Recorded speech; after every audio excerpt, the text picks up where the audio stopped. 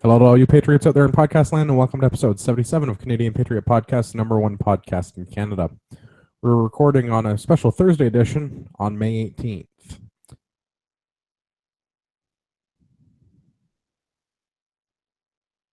Oh, I'm doing other stuff.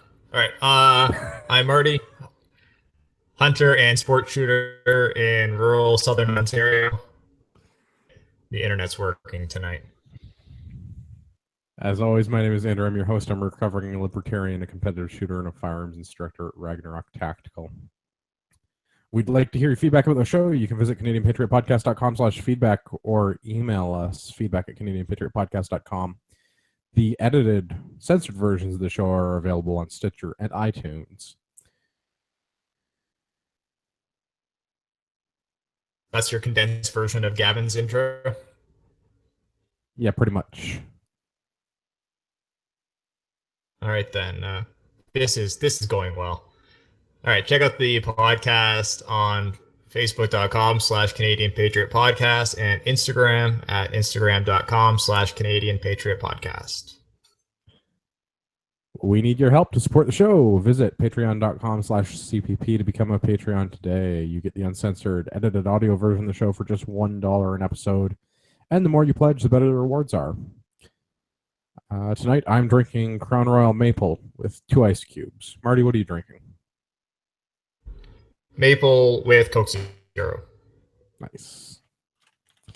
All right, so special Thursday night edition of the show. Let's talk about 290 pages of nonsense from the Ontario government. Where's your 290-page version? Mine's 330 pages. Oh, maybe that didn't count the appendixes. Yeah. Yeah, I probably. Which it's all right. 119, you actually get numbers. It's almost as good as the federal budget. Yeah, I'd have to double check. That might actually be better.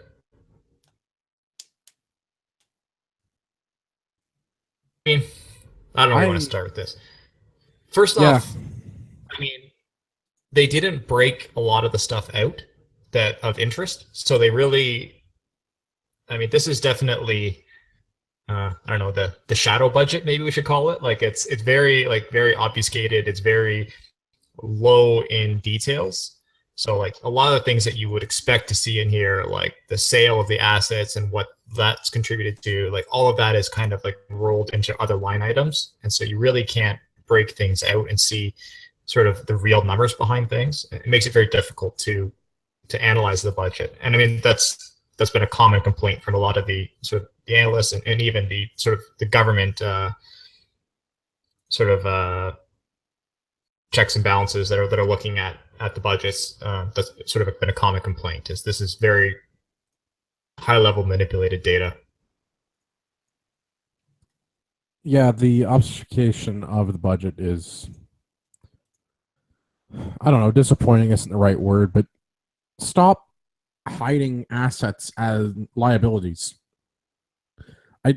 So I guess the Ontario government is claiming that the 2017 budget is balanced because they're including sales of assets like the LCBO and Ontario Power Commission, Ontario Gaming Commission. I forget which commission headquarters is up for sale, as well as shares in the ownership of Hydro One. They're also including pension surpluses as assets. So all of these things are really not. I mean, technically, yeah. There was a one-time.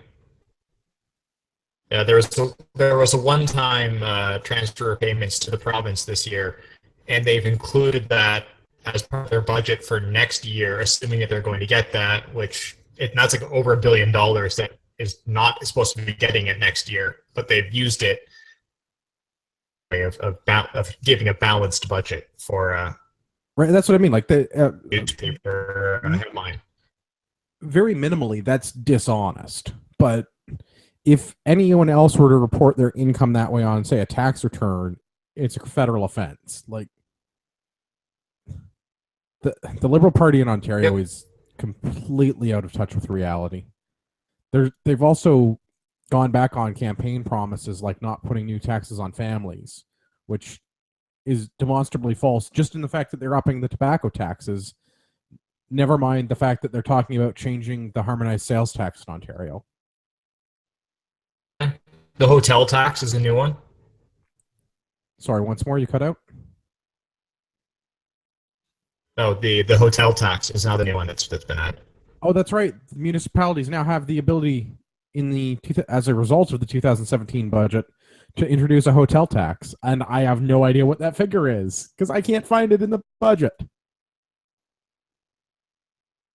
So, from what I saw for Toronto, it's anywhere between 4 and 10%. It sounds suspiciously like a tax. It's most definitely a tax, yes. And I'm disappointed with the Ontario Liberals. All right, I guess we should talk about some of those specific things that are going to be in the budget. Yeah, I mean, do you want to go through line? I've pulled out random, like, so from the first portion where they have all their essentially Sunny Ways marketing bullshit for the first 220 pages. I pulled out random shit from there. Sorry, I just hit the mic. Random shit from there that seemed interesting. So we can kind of run through some of that if you want. Yeah, sure. Do that. I've got my list too. All right. So the first one section I kind of was interesting was there creating high quality jobs. And this is talking about their level of success at creating jobs since the 2009. And they talk about that there's 691,000 jobs have been created since the last recession. Now that's from the minimum, like that's from the lowest level of 2009, not the pre-recession peak. So there was also 300,000 jobs estimated lost in that recession. So ultimately, basically 400,000 net new jobs since 2008. Now, I mean, ignoring the fact that a lot of those are low income, government jobs, that kind of thing. One of the things that I found interesting is, okay, so we have 400,000 new jobs since 2008. On average, gets over 100,000 new immigrants every year. So in 10 years, that's 1 million new people, but we've created 400,000 increase in jobs. So if you look at the population... I'm not like a mathologist, but that seems like a net loss.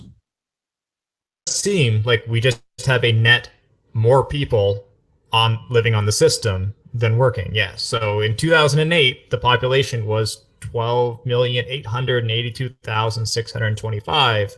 In 2016, our population is 13,982,984. So we have over 1 million, but there's 400,000 people working more.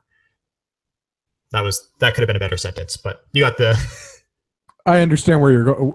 We have a net loss of 100,000 jobs, or I guess we have a correction. 600,000. 600,000 jobs. Yeah, but I guess it's not really a loss. That's not the right way to describe it. It's a lack of 600,000 people. More people living on the system than working for it. That is not promising. That seems like a call for taxes.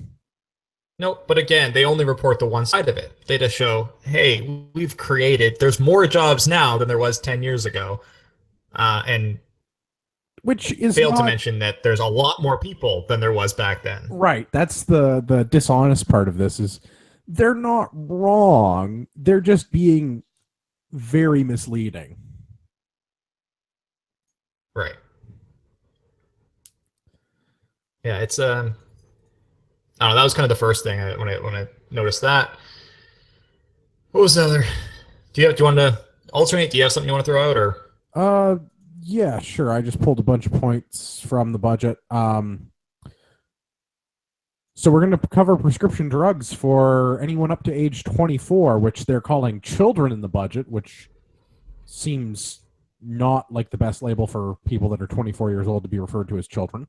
but I guess who am I to judge? Well, I'd say looking at the current generation, they're not adults. So That's that is a good point. So actually, I total aside, just fun fact, story time. I was reading something, I think by the Fraser Institute. It might have been by a university researcher, and they polled. I have no idea what the sample size was. They pulled people from various generations that are still living, so going back like about 100 years, and they tried to determine like, when an individual in a generation deemed that they were adults, and the metric basically is the same without fail across every generation for the like last 4 generations, and it's when you become a homeowner and have children. So within the context of the millennial, we'll call them generation, the generation of people that would be under or up to the age of 24, it's entirely reasonable to call them children because they don't meet that self-identifying criteria of home ownership or child rearing. yeah, and I mean, you kind of combine this with the sort of the free tuition type of stuff, and it really, I mean, I would say it's sort of indoctrinating the youth to being sort of used to living off the government and being government supported. Absolutely, that's what it does. But You know, one don't more be an point. adult, don't gain independence, don't work, don't, you know, like, don't discover that you can be a real person on your own, live off the government. And not until you're 25 years before you get your first taste of independence, let's say, by the time you're done school and stuff like that. No, it's even worse than that. It's even worse than that because you don't have to start paying back your OSAP if you had to qualify for OSAP because you weren't in the bracket where you got the free tuition, because not everybody gets the free tuition. It's only about 200,000, 250,000 students that are going to be getting free tuition because your parents aren't able to make a certain amount of money, just like under the OSAP system. If the household the household makes less than a certain threshold, which is basically how OSAP worked. You weren't eligible for OSAP if your parents made more than is it your parents? The people who claim you as a dependent, I guess it's not technically your parents. The people who claim you as a dependent on their tax return, if they make more than a certain threshold, you were not eligible to receive OSAP. So now with OSAP, if you're not getting the free university money, the free tuition from the government, and you're eligible for OSAP because your parents don't make more than the threshold for cutoff of OSAP, you don't have to start paying back your OSAP until you have a job where you make more than, I think it's $35,000. Yeah, $35,000 a year, which is an increase from what it was before when it was $25,000 a year. Yep. So first off, we're going to jump around a lot here, I think. Oh, yeah. Yeah, we're all over the place. But the whole concept of, you know, if the household income makes, and I forget what it is, $50,000 a year, I think it's less than $50,000 a year, then you get free tuition. Incentivizing the fall of a nuclear family? Because yes, absolutely it is. If I'm a single, like, let's say you're a single income family, for you, even to, on paper, split from your spouse, make it, and then, because it's not like you can income split anyway, they got rid of income splitting. So no matter what, your single income has to pay the tax on that full single income. So separate that single income from the rest of the family, and then they get free everything else. Yes, and that would be an entirely reasonable solution, I think, for a lot of, well, I shouldn't say that because I don't think there's a lot of them left. But in the case of a nuclear family, it would be better for the parents to get divorced so that somebody can claim the child as a dependent and get the free government money, because it would be, you come out further. Look at their $17,000 minimum income. They'll get their $17,000 minimum income, plus the kid will get free tuition. They'll have free benefits.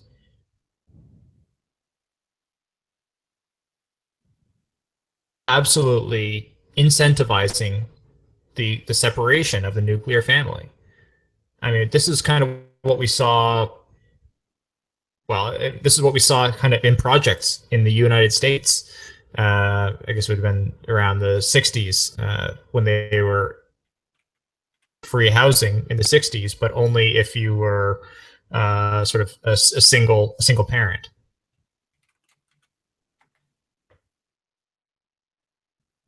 Yes. Yeah, I have nothing good to say about this.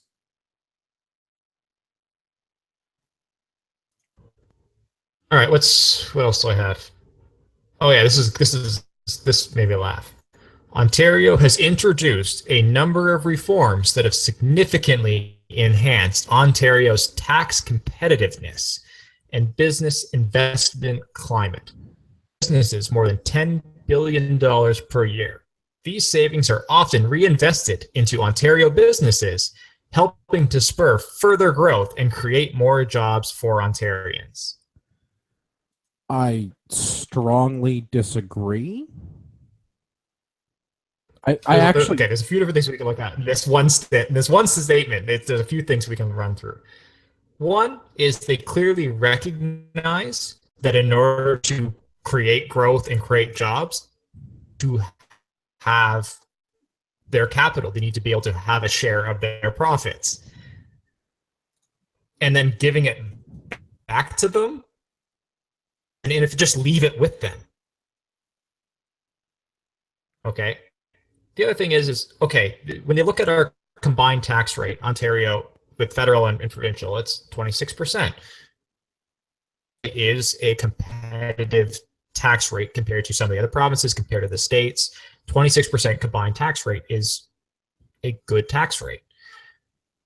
But when you look at all of the other taxes, when you look at our energy costs, when you look at everything else, like the effective tax rate that we pay in this province is way higher than anywhere else.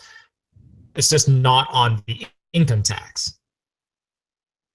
No, that's what's the average effective tax rate in Ontario? It's something ridiculous like 60%. Yeah, something like that for individual, yes. Yeah, I forget. I know it's over half. I don't know if it's hit 60% yet, but I know I've looked it up and it was awful close. I mean, I was looking at it. I didn't calculate it, but let me pull the budget up. Let's see if I can find the table quickly. Where it just does the breakdown of like the percentage of revenue that the province gets based from like income tax and then HST and like all that kind of stuff, where it breaks down all their revenue sources. And income tax is one thing, but when you look at the rest of it's like the income tax, a personal income tax, sales tax, when you look at like education, property tax, employer health tax, health premium, gasoline tax, land transfer, tobacco, fuel tax, and stuff like that, beer and wine tax, like we're all paying these. And if you add up all the rest of them, that like $35 billion is personal income tax. Well, $26 billion is sales tax. So you can assume that basically two-thirds of every dollar you spend on your income tax, you're spending also on sales tax. Tax revenue is 2/3 of the income tax revenue. That's how I kind of read that. Yeah, the math makes sense to me. I also wanted to point out one other thing with the business climate on Ontario. So I don't know if you heard this. 2 months ago, just over 2 months ago, the federal and provincial governments gave Ford Motor Corporation $200 million. Ford recently announced a cut of 600 jobs. Yep. I would like to know how that's a reinvestment. Yep. What I understand, the job cuts are white collar at Ford. But they're still jobs by Ford employees in Canada. That's the part. Oh yes, and they're the well-paying jobs. That's the part that I'm trying to point out is that they just got $200 million in government money, and Ford's response is to cut 600 Canadian jobs as a result. Yes. I don't see how that's again, incentivizing business in it. Like that's, I mean, I guess if you're a business in Ontario and you can get the free government money and then fire employees so you can keep more of the government money, I guess that's not the worst business model ever, but I don't see how that's fiscally responsible of the Ontario government to call that investing. right. And this is one of those things that we see with all kinds of things. Like you see it with the Bombardier handouts, see it, other things. Like they make these handouts, and there's no. I'm just picking on that because it was specifically the Ontario government that contributed to part of that $200 million. Right, right. I'm just making a general statement in terms of any of these sort of government corporate bailouts. There's oftentimes very little strings attached. They just get this money, and they'll get this money because they're going to do a reinvestment in a tooling of a factory or something like that, and so they'll get this investment. But there's no guarantee. A lot of times, and there's no penalty if they don't. Like let's say it's like in the few cases where there is, like, we'll help you retool this factory, maintain a certain minimum employment at that factory for the next 5 years, and they'll just lay off people at a different factory. Like there's nothing to this thing, and even if they do lay off people in that factory, how does the government go after them? Like it never seems to happen. They just kind of get away with it no matter every time. No, absolutely, and that's part of the problem. I think is that they're just getting away with it. But really, I think that. But they do make nice trucks. I do like my Ford. I'm not complaining about that. I just, in terms of corporate welfare, I really think that we should just stop giving tax dollars to corporations. No, I disagree with you entirely. Else. We should stop taking tax dollars from corporations. Yes, both of these are. I am agreeable to both of those.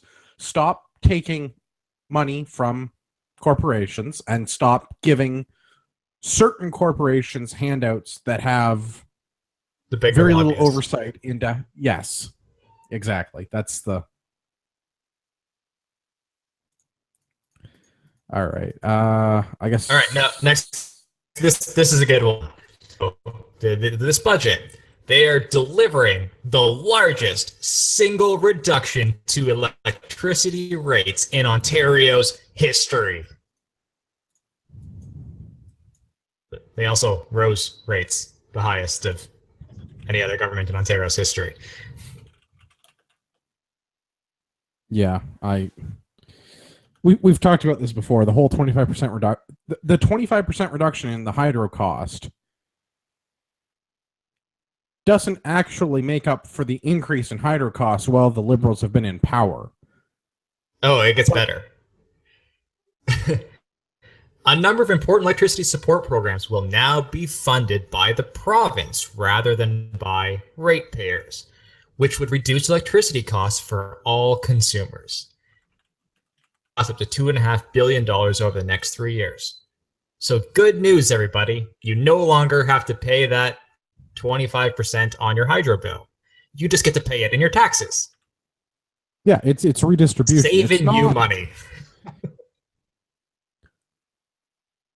Off at the bottom and sewing it to the top does not actually make a longer blanket. But what if you did it again? The blanket remains the same size. Actually, if anything, in this example, we would lose length on the blanket because of the overhead and administrative cost. Because every time that we have to cut a piece of the blanket off, we lose a little bit. But instead of just taking like 8% off the bottom of the blanket, what if we take 25% off the bottom of the blanket? At the very minimum, this is redistribution of wealth because now we're paying for each other's hydro bills. But it still doesn't solve the actual problem about why the hydro has gone up so much under the Liberal government, nor does it address the problem of what we're going to do to prevent the hydro from continuing to go up in the future. Great. So now we have this weird communist redistribution of wealth model where our taxes also cover part of our hydro bills and also your neighbor's hydro bills, or vice versa, your neighbor is paying for part of your hydro bill. They're not actually addressing the problem of why the hydro costs so much in Ontario. Hydro shouldn't be as expensive as it is in this province. Well, speaking of paying for each other's hydro bills, also providing a First Nations on reserve delivery credit. The province is planning to introduce legislation that, if passed, would enable a First Nations on reserve delivery credit that would eliminate delivery charges for eligible households, saving them on average about $1,020 per year.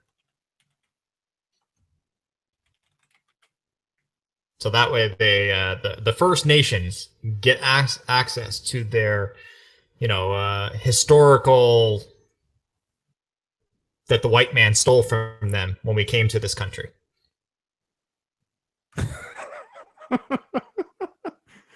I forgot how electricity was a privilege. I totally forgot about that. Yeah. Can we? I honestly, I have nowhere to go with that. I've got nothing. That just everything that I could possibly say will make me sound horribly racist. But let's stop having certain parts of our demographic live on reserves. Maybe for starters. Jesus. I don't know. I mean, yes, hydro on reserves probably cost too much money, just like it costs too much money everywhere else. But maybe reserves are kind of remote places, and hydro costs money to get places. You live in rural Ontario, you know that. The distribution model is stupid in Ontario. It seems to me that all of the evidence shows that the Indian Act has been an absolute disaster, both for the government as well as for the First Nations. The Indian Act, in my opinion, should be completely abolished. It's the amount of damage it has done to the First Nations people. It's just incredible. But anyways, that's a topic for another day. That's probably another. No matter what we do, that's one that we can't do in the current culture without being super racist, it seems. Yeah, there's no way to frame this thing because you're literally talking about two different classes of citizenry. So let's move on to something that won't get us an investigation from the RCMP. I got nothing. Yeah. everything on my list. Everything on my list is going to get me investigated by the RCMP. How about daycare? Can we talk about daycare? Yeah, go for it. The Ontario government is pledging to open 100,000 new childcare spaces, with a quarter of those set to open within the next calendar year. I should like to know when the government started running daycare, because that's not a thing. Well, what do you call their education program? I like to refer to them as government schools, but I'm not talking about an education system like the terrible Prussian school model that we have. They're talking about I can't call them children because that doesn't narrow the range down enough, because we've identified children can be up to the age of 24. What would you call toddlers? Youths? No, youth is still too old. Miniature humans. The tiny people that are between the age of pooping their pants and going to school. I guess any baby poops their pants. That doesn't narrow it down. So they're talking. So there's a cutoff within the way that the province regulates childcare is ridiculous, but they break it up by age, and these 100,000 spots are for non-infant daycare spaces. So this is children that are between, like, bigger than infants, but not big enough to go to kindergarten. Right, 1 and 4. That's a numbers. I was trying to be like the Ontario Liberals and not include numbers in my explanation. Yeah, and that could be wrong. There could be a different number of months or something like that. I think it's actually 18 months, not one year. But in any event, somewhere in that 1 to 4 range. Yes, that's what they're talking about. Is these new childcare spaces, but the government doesn't have, like, you can't go to the Ontario Child Care Center. That's not a thing. They're talking about allowing businesses to open that would provide childcare. I don't understand how that's a budgetary requirement. Like, just let businesses do business, and businesses that will look after small children will do it. That's how that works. You know why It's a it's a market budgetary demand thing. requirement? I'll explain why it's a budgetary requirement. Budgetary requirement because if it's left to the free market, there's a huge demand for childcare, and therefore the rates for childcare are increasing. And they're increasing to a point where it's no longer, or for a lot of people, especially if it's a part-time job or a low wage job, it may be advantageous to just stay home and rear your child. Your government indoctrination, they don't get the income tax revenue off of that individual. So it's important to the Ontario budget that we all go to work, we all do our slave jobs, and we pay another slave to look after our kids for us. I think this comes back to what we said before. If we had a nuclear family where on paper one of the adult partners were to not hold a job and on paper they were to be divorced, you would get your free childcare because you could have a parent that was a stay-at-home parent that would get their income, that would have their drugs and medical care covered. The child's drugs would be covered up until the age of 24, and they would get free tuition. It sounds a whole lot like I need a divorce and my wife's going to have to stay at home. Yeah. Yeah, it's hugely incentivizing to not be married and be single parents. It seems, anyways, from these, like, at least from these these new budget inclusions. Yeah, this budget makes me sad. We're going to do away with a loophole that's going to introduce rent control in Ontario. That's probably going to be great, right? So again, the whole thing with this rent control. What bothers me about this is what have we done? We have government manipulating the market to push everybody into urbanization. And then what happens with urbanization is there becomes too much of demand on the housing side of things. So then the price of housing goes up. Now, instead of allowing that increase in housing to counteract the increasing urbanization and push the economies to outside of the urban areas, allow small towns to have economic benefits and have sort of adjoining or similar, like close proximity towns to start picking up that economic activity. No, the government steps in and forces the cost of the housing down and essentially containing that economic activity into these urbanized or sort of falsely urbanized areas. It's a government stepping in, screwing with the system, causing a problem, and then trying to use more government legislation to fix the problem. I think it's safe to say that more government is never the solution to any question.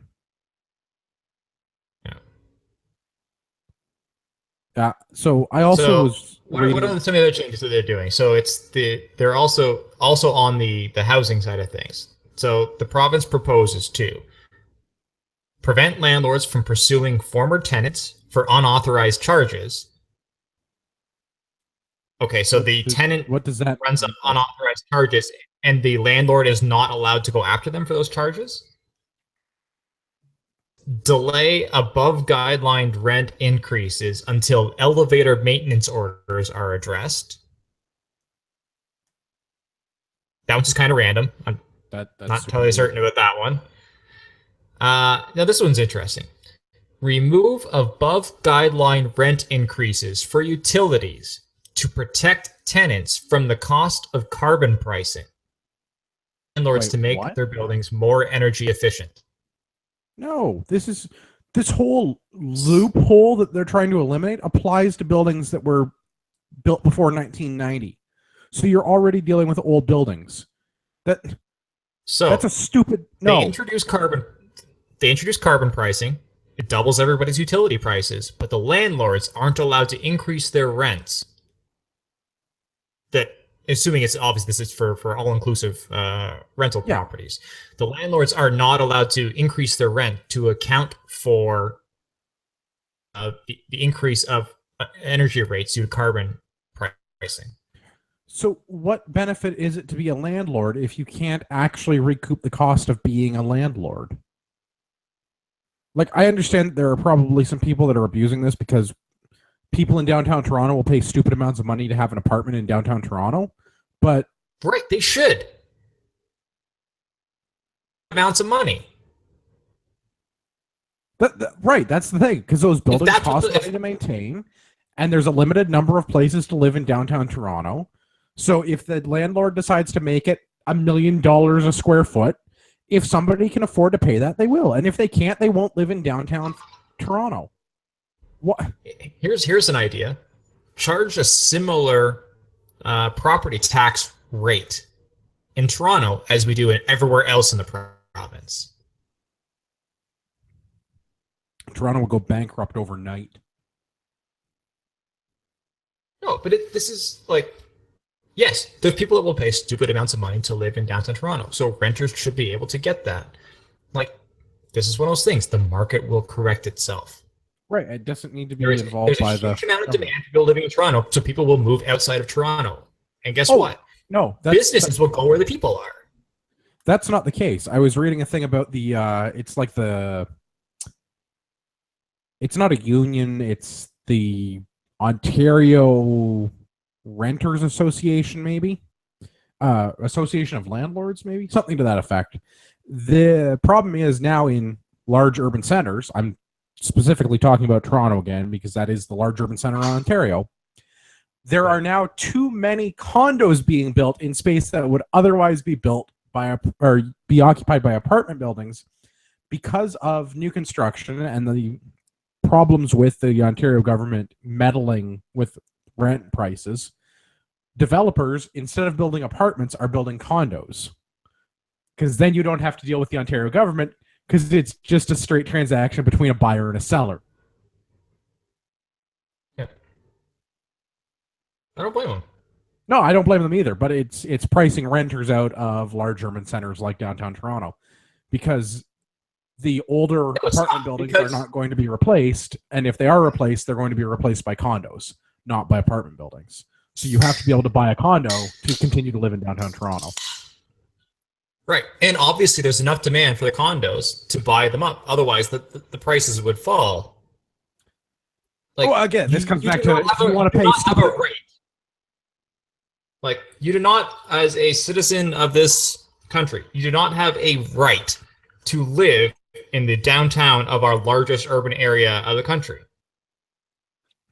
No, I agree. I think so if you can't afford it, then you're going to have to move out of that urban center. You might need to look for a career elsewhere if your career does not pay enough to be in that area. Like, and as they can't get employees, that company is either going to have to increase their wages, or they're going to have to move outside of that urban area where there is employees that they can work for them, and it spreads the economic activity around the province. It will balance itself out. Like, this is not just leave it alone. It will solve itself out. I would think so, but that's not our government's way of doing business. Let's on the topic of real estate. Actually, before I say it, there's not so much that that's not our province's way of doing things. This whole budget, let's just talk about it just quickly. This whole budget is a campaign budget aimed at Toronto. Oh, this isn't me saying that. This is the Liberal government the provincial Liberal government has even said that. Extremely low numbers, approval numbers. They know that outside of the GTA, no matter what they do, no one is going to vote for them. Okay, we're just going to go all in on core liberal ideology. We're going full retard, and we're going to get all the Toronto vote. And so this entire budget is aimed at clueless Torontonians. Yep, that's and the that's small percentage of informed Torontonians that are stuck there because of their jobs, sucks to be them. But no, I just this is there's no one that is an informed Torontonian that has to do what they do and live in Toronto. The top 1% that's of my earners in opinion as Toronto well, but don't need to live in Toronto. yeah. It's a lifestyle choice. They don't want to. It probably comes down to the same reasons that you and I pick small town Southern Ontario and not being in big cities. Is we don't mind seeing cows fucking, and people in downtown Toronto do. Well, think about the methane that they put off, though. I mean, Right, but that's causes what the global warming. We are not opposed to that sort of lifestyle where we can see grass and things growing and then harvest those things to eat. I imagine that there's a significant lifestyle. If you're one of the top 20, 30% of earners in downtown Toronto, there's no reason for you to continue to live in downtown Toronto if you're in anywhere above the top, the 25th percentile. Like, I can't imagine a reason that there's some job that's so amazing in downtown Toronto that you can't do anything anywhere else and make similar money. So it's strictly a lifestyle choice that you want to live in Toronto at that point. I mean, I could say for myself, like, I've turned down quite lucrative offers to live in sort of large urbanized cities throughout the U.S. And because that's just not a lifestyle that I like. I will not put my family in that position. That's fair, and I think that's the problem. I think this is what this comes down to: the uninformed voter or the people that like living in this urban center being, oh, look at all of these things and look at how they're going to benefit us. Our hospitals are going to get renewed. Well, I live here, so I don't care about this hotel tax. The affordable housing thing doesn't impact me. I own a home, right? Like the rent control thing. Well, we don't want people that rent anyway because, they don't make enough money to buy a house. Affordable housing, it benefits them because their rent won't go up, even though. So, like, essentially what they've done is they can implement their carbon tax, raise everyone's energy rates, and not affect the Toronto renter. Yeah. So yes. So the Toronto people aren't going to see the effect of them like raising the energy rates like our. So just as an anecdotal, myself, my gas, my natural gas bill out here in the country, it went up $50 a month. Normally it's $80. We have an equal billing, so our equal billing is normally basically $80 a month. It went up an additional $50 a month, and an additional $600 per year, and our consumption went down slightly, but basically the same. Like barely went down. But yeah, percentage. But our bill went up an additional $50 a month with the implementation of the carbon tax. Oh, things like that. Just the black pill. I got. Yeah. There's nothing to come back from with that stuff because there's nothing to talk about doing. It's the reality of living in Ontario in the current year. There's no control we have as a consumer. There's not another option. It's not like you can decide to not use natural gas. There isn't a better alternative choice. I'm extremely lucky where I live that I have access to natural gas. Right. Otherwise, you'd be on oil, and you'd be paying even more money. Right. Oil or propane. Yeah. Yeah. Okay. Or oil or propane. Rural Ontario, it's very rare to get natural gas. Like I said, I'm very lucky that I get natural gas. That was a huge selling point of our house here.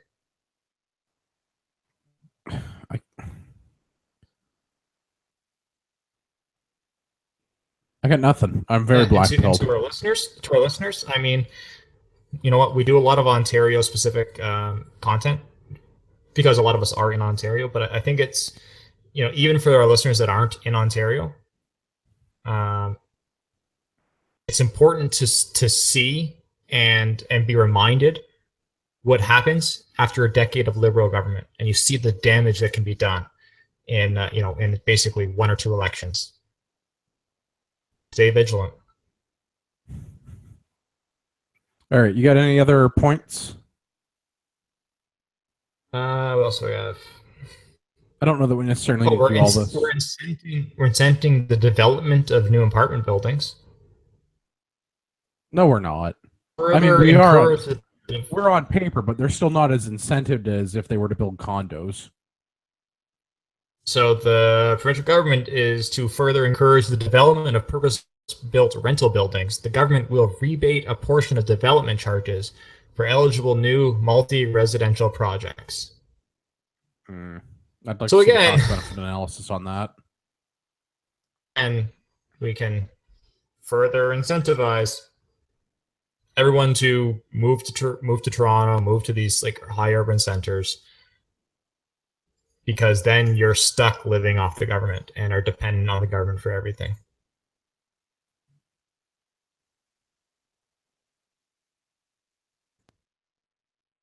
All right, if you got nothing else, I got one item that I wanted to hit on before we wrap it up. Yeah, go for it.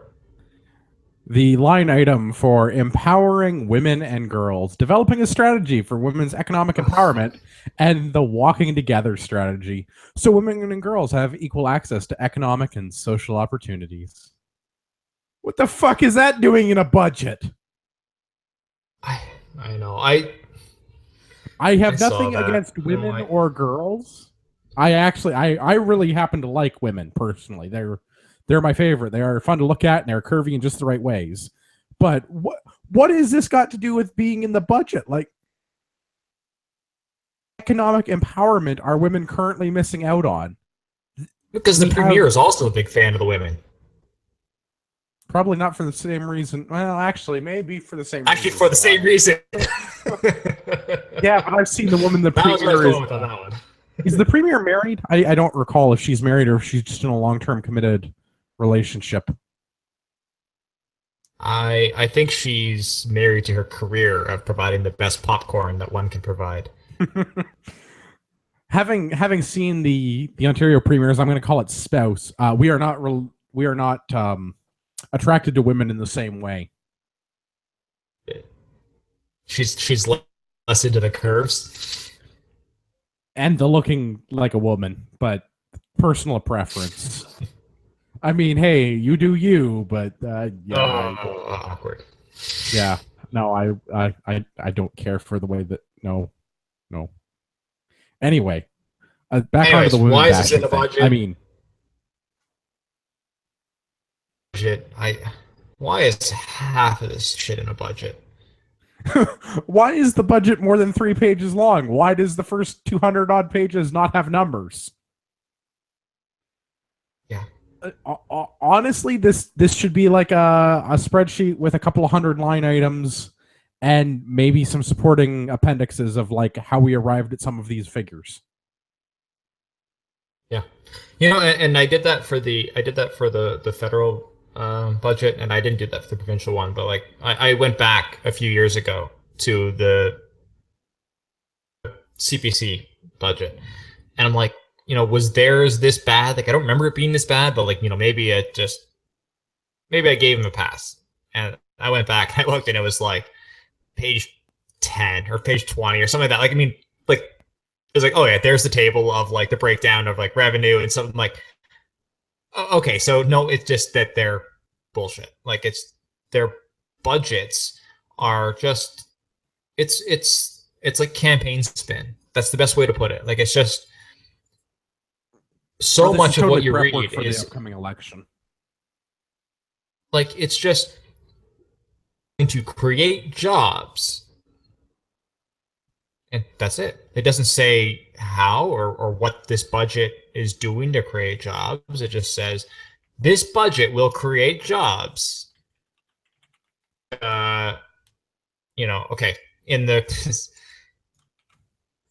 we haven't talked about it on the podcast, but in the current, I mentioned it briefly in terms of the letter of the Prime Minister saying that they're going to be hiring a new or Marty is going to be responsible for the appointment of the ethics commissioner. More recent question periods, she just keeps saying that like, we are going to hire the person in the most transparent and ethical way. It's like, just saying you're doing it transparently doesn't make it transparent.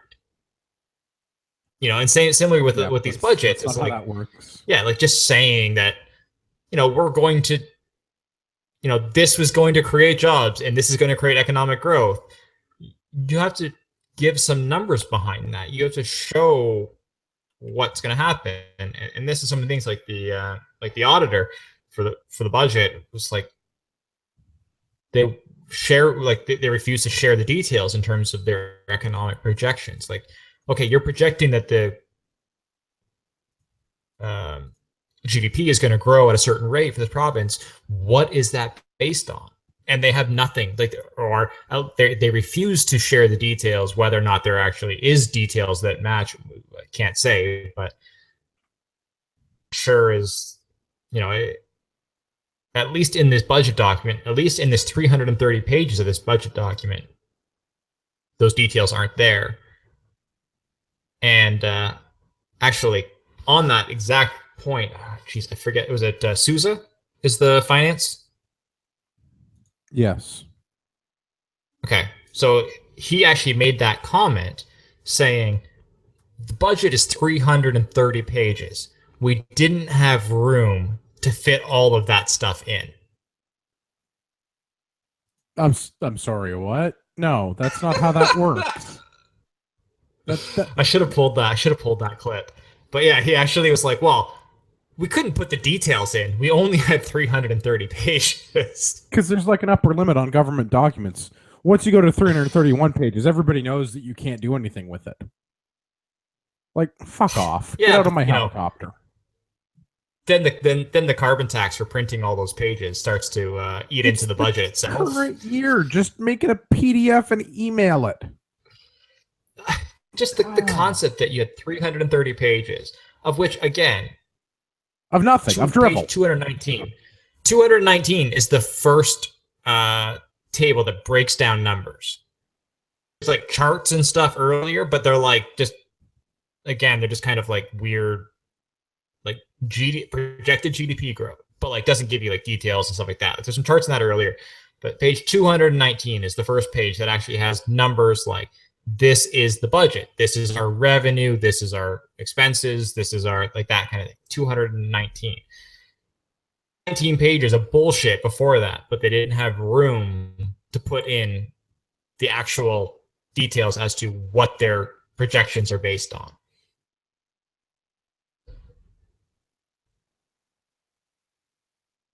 I got nothing. Get out of my helicopter. Yeah. All right. I don't even have a good clip for the province. With all Trudeau shit. I need some win sound bites. I'm okay if we don't have any win sound bites, just saying. Personally, I think it's a bunch of shit. We'll go with that. I accept that. That works.